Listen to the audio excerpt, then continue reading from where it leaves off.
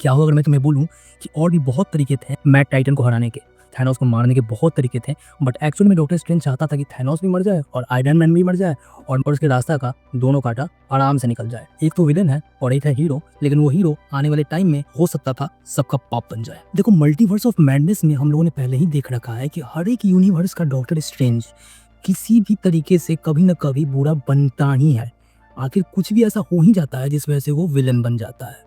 और हमारे यूनिवर्स का यानी कि अर्थ 616 का जो डॉक्टर स्ट्रेंज है, मार्वल के मेन टाइमलाइन का जो डॉक्टर स्ट्रेंज है, तुम्हें क्या लगता है वो बहुत सीधा है?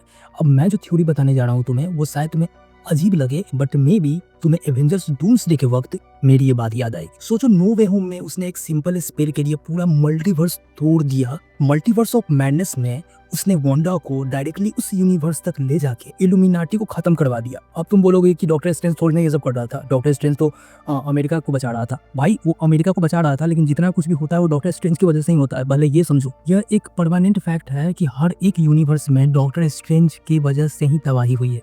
तुमने देखा होगा डिफरेंट यूनिवर्स में भी डॉक्टर स्ट्रेंज ने थैनोस को हराया है। मल्टीवर्स ऑफ मैडनेस में हमने देखा एक स्ट्रेंज ने तो थैनोस को मार दिया था, तलवार उसके पेट में घुसा हुआ था।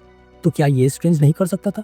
क्या ये स्ट्रेंज झूठ बोल रहा था कि सिर्फ एक ही है तरीका थैनोस को मारने का, और अगर वो मैं बता दूंगा तो वो चीज बदल जाएगा? क्या वो झूठ था?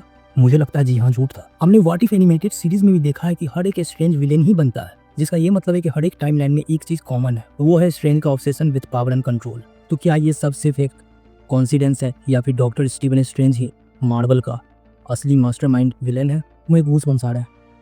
इमेजिन करो, सबको लगता है कि एंड गेम के बाद आयरन मैन हमेशा के लिए जा चुका है मौत के घाट, लेकिन मल्टीवर्स के रूल्स कुछ और ही कहते हैं। क्या हो अगर ऑल्टरनेट टाइमलाइन का टोनी स्टार्क अभी भी जिंदा हो? एक ऐसा टोनी जो स्ट्रेंज का असली प्लान समझ गया हो। इन्फिनिटी वॉर में स्ट्रेंज ने बिना फाइट के ही थैनोस को टाइम स्टोन दे दिया, और उस वजह से अपना टोनी स्टार्क सैक्रिफाइस कर देता है एंड गेम के अंदर और पूरे यूनिवर्स को बचा लेता है। क्या हो किसी और टाइमलाइन का टोनी स्टार्क ये समझ गया हो कि ये सब एक्चुअली में स्ट्रेंज की प्लानिंग थी, और अब वही टोनी स्टार्क को वापस आ रहा है डूम्सडे के अंदर, but not as a hero, a man on a mission, अपने मल्टीवर्स के दोस्तों को बचाने और डॉक्टर स्ट्रेंज के खतरे को हमेशा के लिए मिटाने। सोचो, doctor strange versus doctor Doom, एक जहाँ का सॉर्सरर सुप्रीम, दूसरा जहाँ का जीनियस एवेंजर सुप्रीम। अगर ये दोनों टकराते हैं तो मार्वल का असली एवेंजर भी बचा हुआ है, और आरडीजे को वापस लाने का एक यही पॉइंट ही बच रहा है। मैंने बहुत सारी चीज़ें निकाले दिमाग में और लिखे, पॉइंट आउट करे, तब मुझे समझ में आया कि भाई वापस लाने का यही रीजन है। और तुमने सुना होगा स्टेज पर बोल रहे थे RDJ, new mask same task, यानी कि बंदा विलेन तो नहीं है। अब डॉक्टर स्ट्रेंज है विलेन? मुझे लगता है हाँ। कॉमेंट में लिख के देना जवाब, तुम्हें क्या लगता है। बाय।